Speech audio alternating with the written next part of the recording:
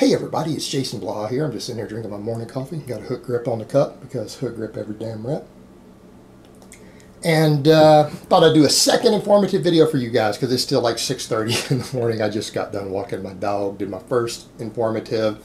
About to cook breakfast, so I got plenty of time this morning.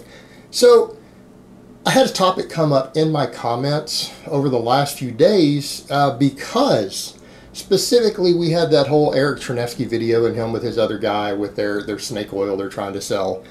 And the other ass clown who trains with Chernesky, whatever you want to call him, he had said in the video that the thing that helped him gain the most lean mass was healthy fats.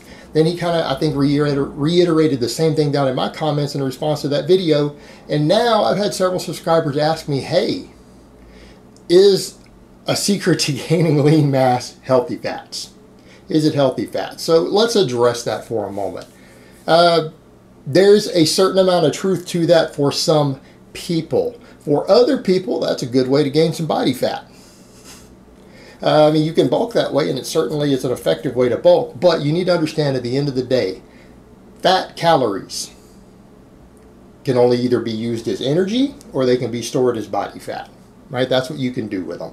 They don't directly build muscle. They don't necessarily produce any sort of extra anabolic response like elevated IGF-1, things like that, other things that you might want. They don't have any of those properties.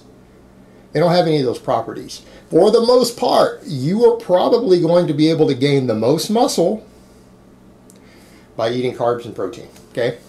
If the vast, overwhelming majority of your calories are coming from carbs and protein, that is going to create the most anabolic training environment and hormonal environment for gaining muscle. Now, why is it that you have a bunch of guys who say things like, well, you know, I stalled on bulking, gaining muscle, everything else, and I added in a bunch of these healthy fats, and I finally started making extra gains again over the next 6 months? Because healthy fats have calories. This is where we get into, when people say everyone is different, we don't mean everyone is different as in their body magically responds for some mystical reason to things that we don't understand. This is a case of where people have different appetites. There are people out there who are capable of eating 5,000 or 6,000 calories a day of chicken, broccoli, and brown rice, right? These people exist. I can technically pull that off. There are other people who, if they eat clean, low-fat, high-protein, high-fiber bro foods like that, at 3,000 calories, they will feel like they're going to puke. So here is the trick to that. This is why the healthy fats help some people. It literally has nothing to do with an extra anabolic effect beyond the calories that are in there.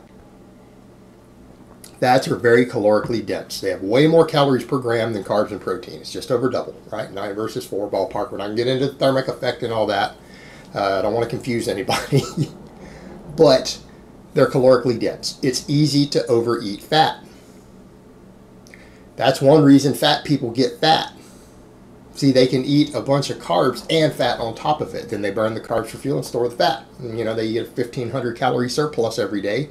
It's real easy to gain a couple pounds of fat a week doing that.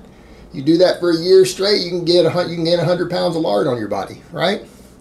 It's easy to overeat fat, particularly when you start combining it with sugars and everything else. Well, the problem we run into is that when we start overeating, also, we can run into insulin sensitivity issues, so particularly if you're having to use a lot of saturated fats or refined fats. If you're eating a lot of refined sugars to gain your insulin sensitivity goes down, that can hurt your muscle gains, right? Healthier fats, and when we say healthy fats, people usually mean things like, I don't know, natural peanut butter, almond butter, avocado, extra virgin olive oil. That's what they're talking about. Those sorts of fats, when overeaten, don't seem to have the same negative effect on insulin sensitivity that something like eating a large amount of steak or bacon would have on your insulin sensitivity.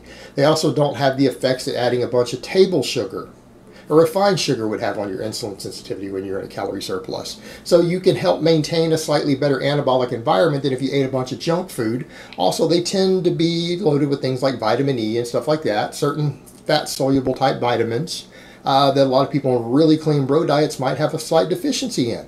So that's what's going on. What it is allowing is the consumption of additional calories for people who are struggling to get their energy intake up enough to make further gains. In other words, if your maintenance calories, because you're gaining muscle and you're bulking or whatever, and this is true of a lot of really big guys, you guys need to understand a lot of these guys are trying to bulk to 230, 240, 250, 270.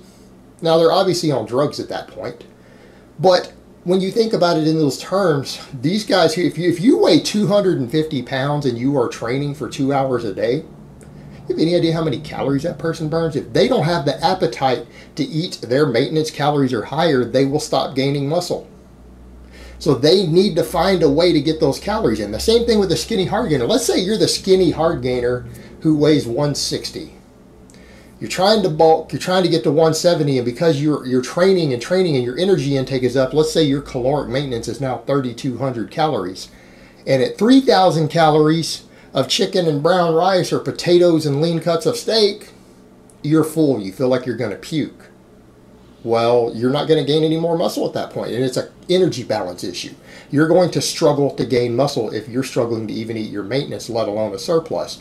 Now, if that person magically only has to eat 2,800 calories of bro foods, and then they can throw in 700 calories of peanut butter or drizzle 700 calories of olive oil all over their food, guess what happens? They're now eating 3,500 calories of the maintenance of 3,200. That 300 calorie surplus every day will now facilitate extra muscle growth and recovery from their training. They'll start gaining muscle again. It's not that the healthy fats have a magic anabolic property. It's that for people who struggle to eat enough calories to continue to gain weight, which is oftentimes required to gain lean mass, not always, but oftentimes, particularly if you want to gain large amounts, yeah, you're going to have to bulk. You're going to have to gain weight.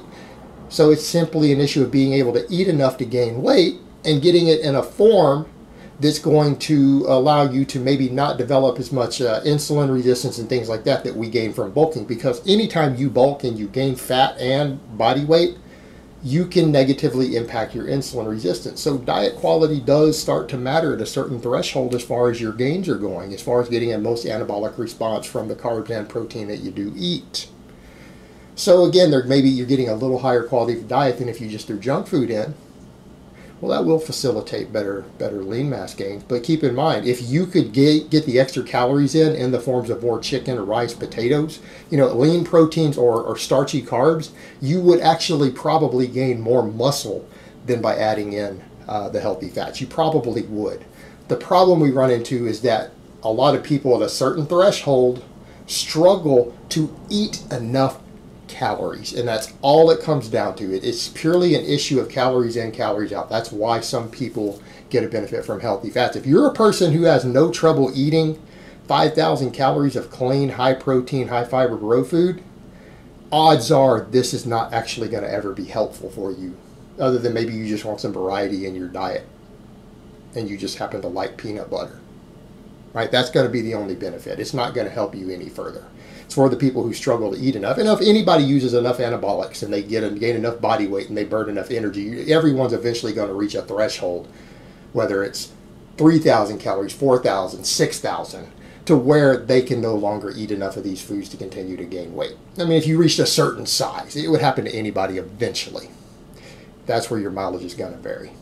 All right, guys, but that's really all I have to say on that today. I hope it's been informative, and I will talk to you guys next time.